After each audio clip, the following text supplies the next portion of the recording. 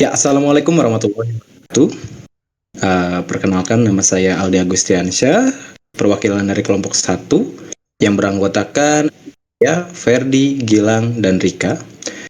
Kali ini saya akan menjelaskan tentang overview dari sayembara kita yang akan kita bahas ini. Sayembara untuk pengembangan sistem informasi manajemen kawasan pemukiman kumuh (SIMSAKU). Ini diperoleh melalui LPSE Jabarprov dengan kode tender 804 860 14. Diselenggarakan oleh Dinas Perumahan dan Permukiman Provinsi Jawa Barat pada tahun anggaran APBD 2023 dengan metode seleksi prakualifikasi berdasarkan kualitas dan biaya. Nilai HPS sebesar 219.996.000.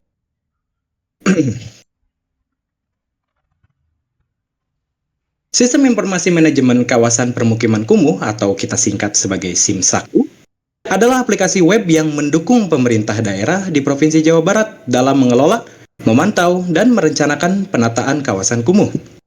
SIMSAKU bertujuan untuk meningkatkan kualitas hidup warga di kawasan tersebut dengan menyediakan data real-time dan analisis mengenai kondisi fisik dan sosial permukiman kumuh, seperti infrastruktur, kepadatan, dan akses terhadap layanan dasar.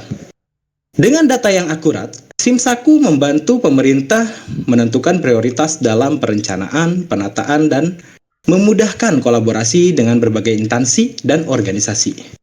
Aplikasi ini tidak hanya berperan dalam manajemen data, tetapi juga mempercepat upaya penataan kawasan kumuh untuk menciptakan lingkungan yang lebih layak huni.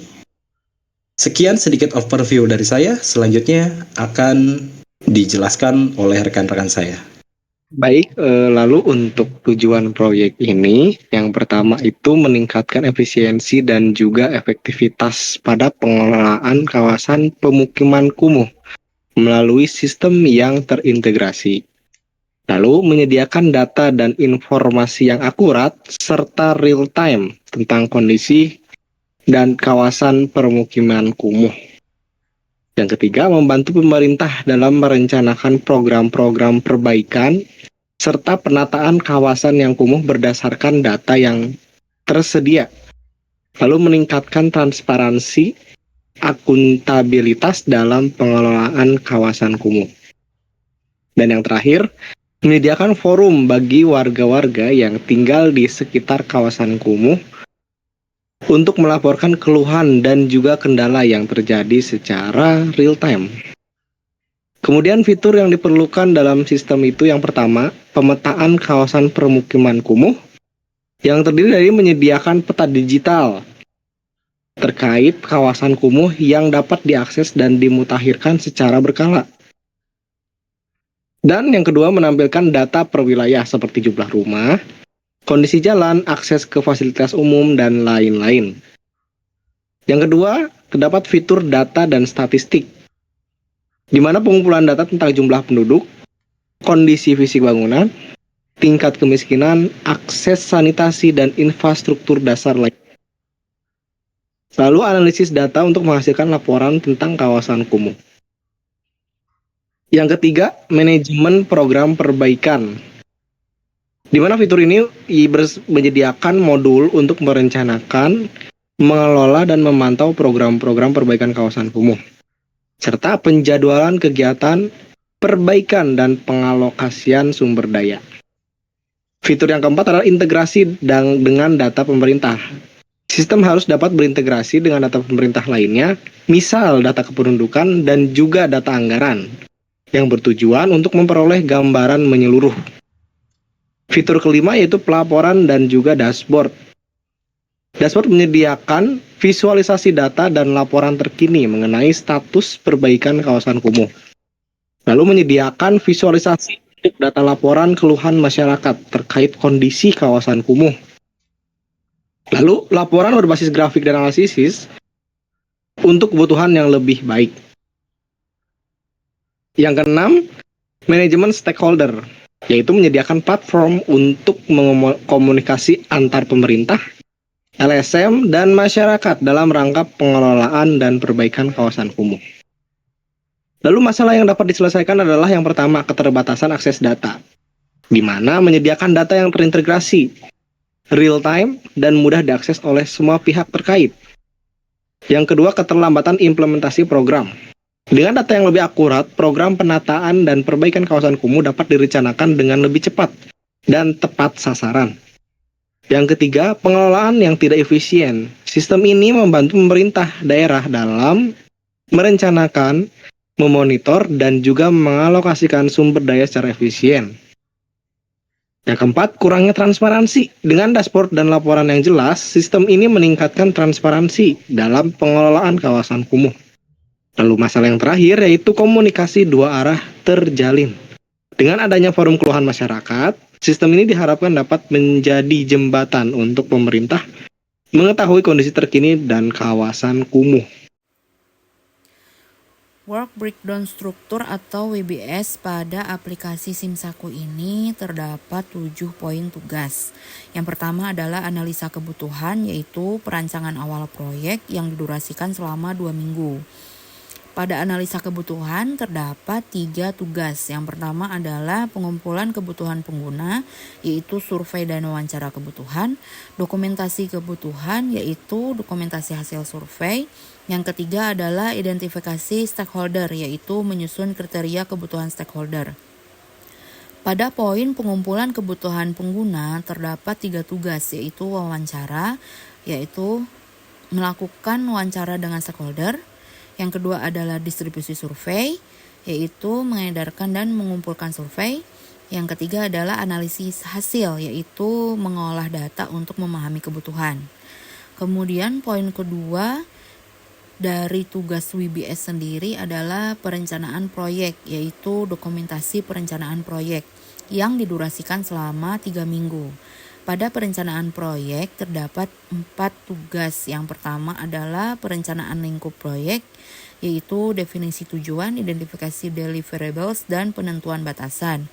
Yang kedua adalah penyusunan WBS, yaitu pembuatan proyek WBS. Yang ketiga adalah penyusunan jadwal dan timeline proyek, yaitu pembuatan Gantt chart dan timeline proyek. Yang keempat adalah estimasi biaya dan anggaran, yaitu dokumentasi anggaran proyek. Kemudian tugas ketiga dari WBS ini adalah desain sistem dan pengembangan arsitektur, yaitu dokumentasi desain sistem, arsitektur aplikasi. Didurasikan selama 7 minggu. Pada desain sistem dan pengembangan arsitektur ini terbagi menjadi 2 tugas utama. Yang pertama adalah penyusunan desain dan fungsional teknis. Yang kedua adalah pengembangan arsitektur sistem. Pada poin pertama, penyusunan desain fungsional teknis terbagi menjadi 7 tugas. Yang pertama adalah analisa kebutuhan fungsional, yaitu mendokumentasikan kebutuhan fungsional sistem. Yang kedua adalah pembuatan diagram use case, yaitu menggambarkan interaksi pengguna dengan sistem. Kemudian yang ketiga adalah perancangan diagram alur sistem, yaitu menggambarkan alur proses dan data. Yang ketiga adalah desain struktur database, yaitu merancang struktur database. Yang kelima adalah pembuatan mockup UI, yaitu membuat mockup antar muka dan pengguna. Yang keenam adalah pemilihan teknologi dan framework, yaitu menentukan teknologi dan framework pengembangan. Yang ketujuh adalah dokumentasi spesifikasi fungsional, yaitu menyusun dokumen kebutuhan fungsionalnya. Kemudian pada poin kedua dari desain sistem dan pengembangan arsitektur ini yaitu pengembangan arsitektur sistem atau desain alur sistem dan workflow. Terdapat 6 tugas pada poin ini. Yang pertama adalah perencanaan arsitektur aplikasi, yaitu merancang arsitektur aplikasi. Yang kedua adalah desain arsitektur jaringan, yaitu menggambarkan desain dari jaringan sistem. Yang ketiga adalah perencanaan keamanan sistem, yaitu merencanakan langkah-langkah dari keamanan sistem itu sendiri. Yang keempat adalah desain integrasi sistem eksternal, yaitu merancang integrasi dengan sistem eksternal. Yang kelima adalah perencanaan skalabilitas dan performa, yaitu merancang kemampuan sistem untuk berkembang.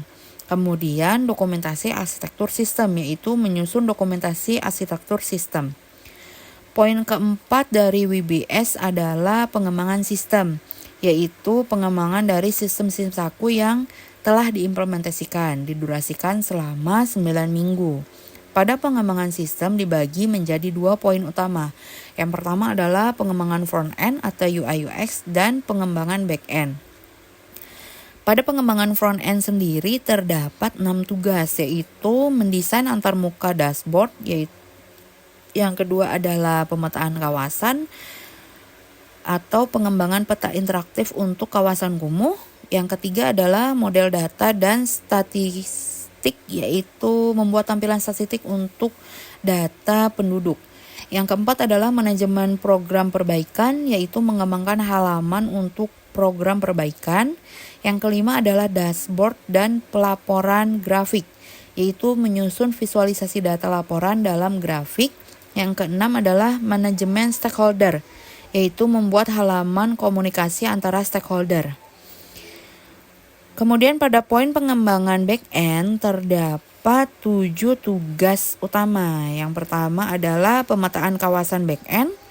Yang kedua adalah API data dan statistik, yaitu membuat endpoint API untuk data dan statistik.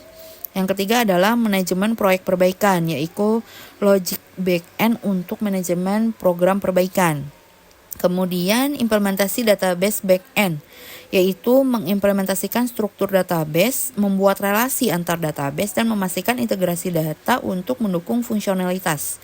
Yang kelima adalah API integrasi data pemerintah, yaitu mengembangkan API untuk integrasi data pemerintah. Yang keenam adalah pelaporan dan dashboard back-end, yaitu endpoint API untuk menampilkan laporan dan grafik. Yang ketujuh adalah keamanan dan autentikasi, yaitu implementasi autentikasi pengguna dan enkripsinya. Poin kelima pada WBS ini adalah uji coba dan validasi sistem, yaitu pengujian dan evaluasi sistem yang didurasikan selama 3 minggu. Pada poin uji coba ini terdapat 4 tugas. Yang pertama adalah persiapan pengujian, yaitu menyiapkan skenario dan lingkungan uji. Yang kedua adalah uji coba internal, yaitu menguji fungsionalitas, performance, dan keamanan sistem. Yang ketiga adalah pengujian eksternal, yaitu uji coba dengan stakeholder dan kumpulan feedback. Yang keempat adalah validasi akhir sistem, yaitu perbaikan bug, melakukan pengujian ulang, dan finalisasi dari aplikasi itu sendiri. Kemudian pada poin ke-6 WBS yaitu pelatihan pengguna dan dokumentasi, yaitu pelatihan manual pengguna pada user yang dilakukan selama 2 minggu. Pada poin pelatihan pengguna ini terdapat 2 tugas, yaitu penyusunan dokumentasi pengguna, ialah membuat manual pengguna, video tutorial atau teknikal dari pemakaian si aplikasi ini. Kemudian pelatihan pengguna. Pelatihan pengguna sendiri dibagi menjadi 2 sesi. Yang pertama adalah pelaksanaan training admin, yaitu melatih administrator tentang pengguna dan manajemen sistem. Kemudian pelaksanaan training pada end user, yaitu melatih pengguna akhir dalam penggunaan sistem. Kemudian poin ke-7 atau poin terakhir dari WBS ini adalah implementasi dan serah terima proyek, yaitu sistem yang berjalan dan didokumentasikan selama 2 minggu. Pada implementasi dan serah terima proyek ini terdapat 2 poin tugas. Yang pertama adalah implementasi proyek, yang kedua adalah serah terima dan penutupan. Pada implementasi proyek terdapat 2 tahapan. Yang pertama adalah deployment ke produk server, yaitu menginstal sistem di server produksi untuk kemudian digunakan oleh user. Yang kedua adalah pengujian akhir sistem, yaitu melakukan pengujian terakhir untuk memastikan sistem berfungsi dengan baik di lingkungan produksi user. Kemudian serah terima dan penutupan itu sendiri yaitu menyelesaikan dokumentasi akhir proyek, melakukan validasi sistem, dan melakukan serah terima resmi sistem kepada pihak terkait. Baik, di sini saya akan menjelaskan mengenai Gantt chart yang kami kerjakan di Project Library ini. Tapi sebelum ke Gantt chart-nya terlebih dahulu, saya akan memperlihatkan personil yang mengerjakan tugas-tugas proyek ini.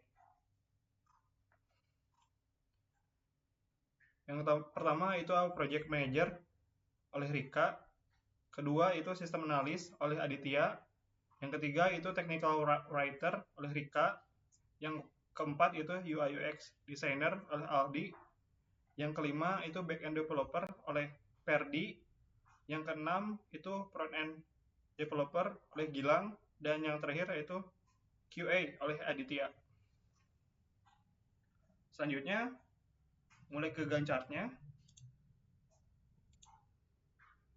Seperti yang di WBS sebelumnya, ada 7 poin utama. Yang pertama itu analisa yang dilakukan selama 13 hari. Jadi, itu terdapat pengumpulan kebutuhan pengguna. Di dalamnya itu ada wawancara yang dilakukan selama 2 hari oleh sistem analis. Kemudian ada distribusi survei selama 2 hari dilakukan oleh sistem analis. Yang ketiga itu analisis hasil yang dilakukan selama 2 hari oleh sistem analis. Kemudian ada dokumentasi kebutuhan yang dilakukan selama 3 hari oleh technical writer. Dan yang terakhir itu identifikasi stakeholder oleh sistem analis.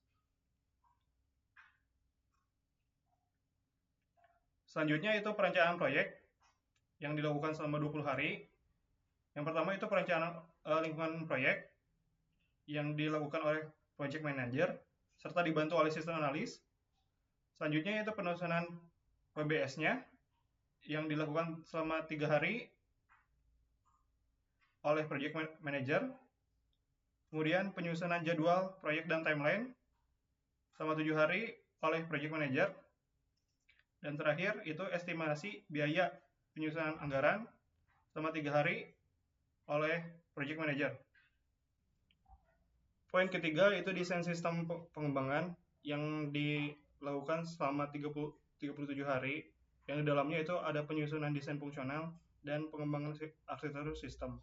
Dalam penyusunan desain fungsional terdapat analisis kebutuhan fungsional selama 3 hari yang dikerjakan oleh sistem analis. Yang kedua itu pembuatan use case diagram selama 2 hari yang dilakukan sama sistem analis juga. Selanjutnya itu perancangan diagram alur sistem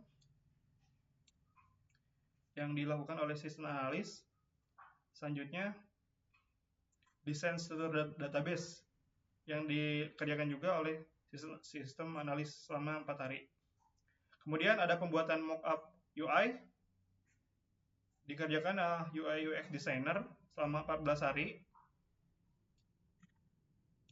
Dikarenakan pembuatan UI ini lama, jadi dan tidak perlu menunggu proses UI ini, jadi pemilihan teknologi dan framework itu dibarengi gitu.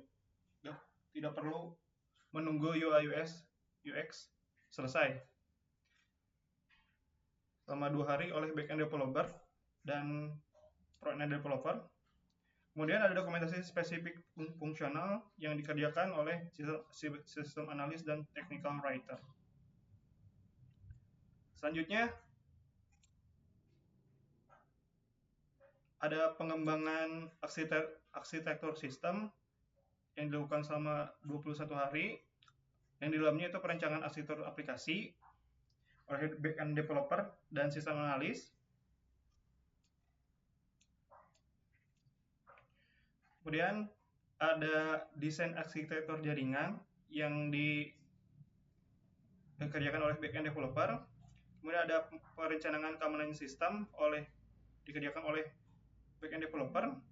Kemudian ada desain integrasi sistem eksternal yang dikerjakan oleh backend developer serta front-end developer. Selanjutnya itu perencanaan stabilitas dan performa dilakukan selama 3 hari oleh backend developer dan sistem analis. Dan yang terakhir itu dokumentasi arsitektur sistem selama 4 hari yang dilakukan oleh technical writer dan sistem analis. Selanjutnya, itu poin ke-4 yaitu pengembangan sistem yang selama 48 hari yang terdapat pengembangan front-end, UI/UX, serta pengembangan back-end. Untuk pengembangan front-end sendiri dilakukan selama 35 hari. Yang pertama itu desain antarmuka dashboard oleh front-end developer dibantu oleh UX designer. Selanjutnya itu di pemetaan kawasan.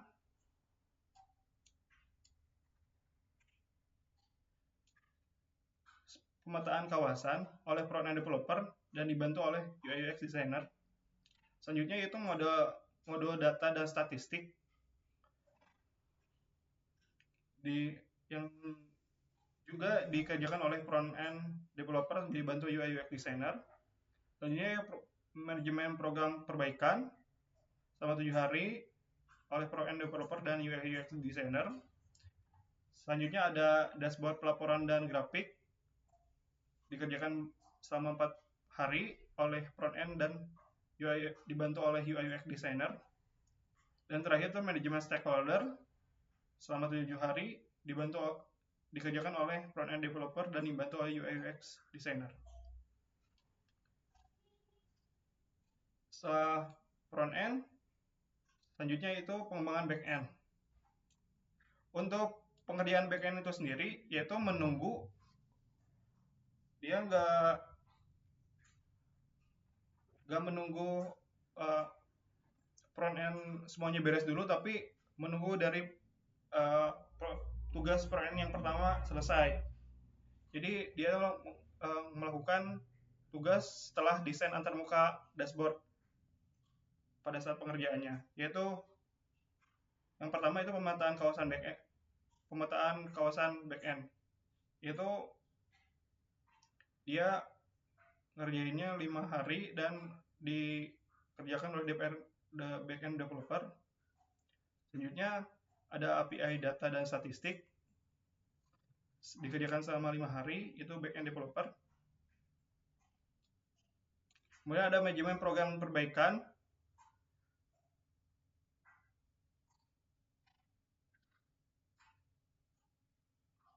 oleh back-end developer. Terus kemudian ada implementasi database dan back-end selama 7 hari dikerjakan juga oleh back-end. Selanjutnya ada API integrasi data pemerintah dikerjakan oleh back-end juga. Selanjutnya itu pelaporan dan dashboard back-end dikerjakan oleh back-end. Dan terakhir keamanan dan autentikasi selama 7 hari dikerjakan oleh back-end.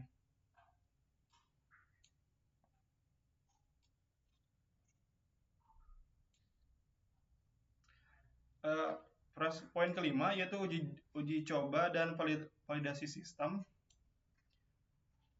Terdapat persiapan pengujian.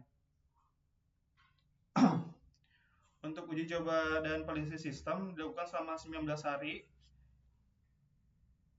Yang terdapat persiapan pengujian selama 2 hari oleh QA.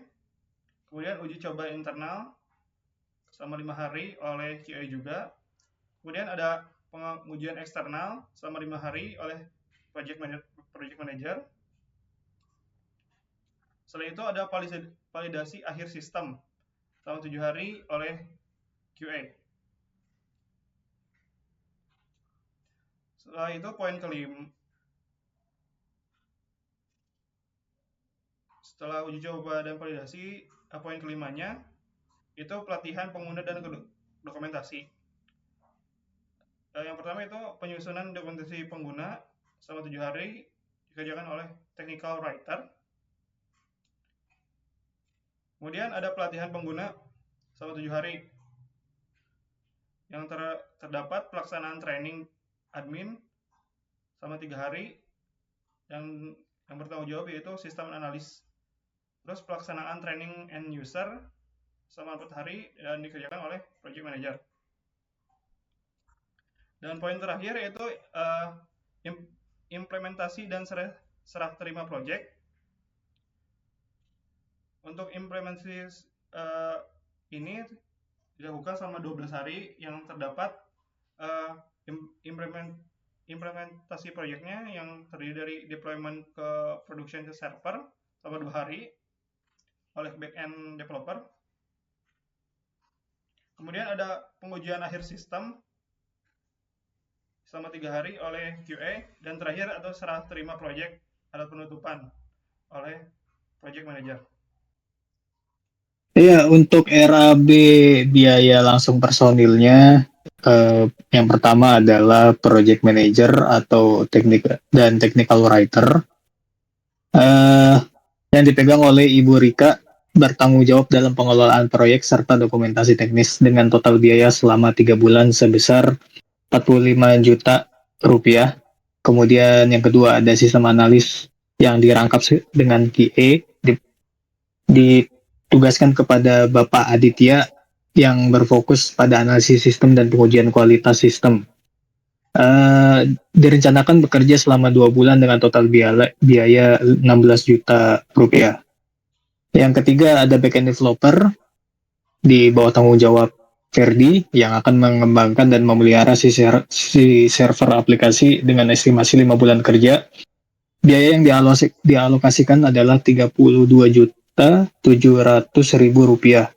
Yang keempat ada front-end developer, Bapak Gilang, yang akan memastikan tampilan antarmuka aplikasi berjalan dengan baik dan responsif selama 5 bulan dengan total biaya 32.700.000 rupiah.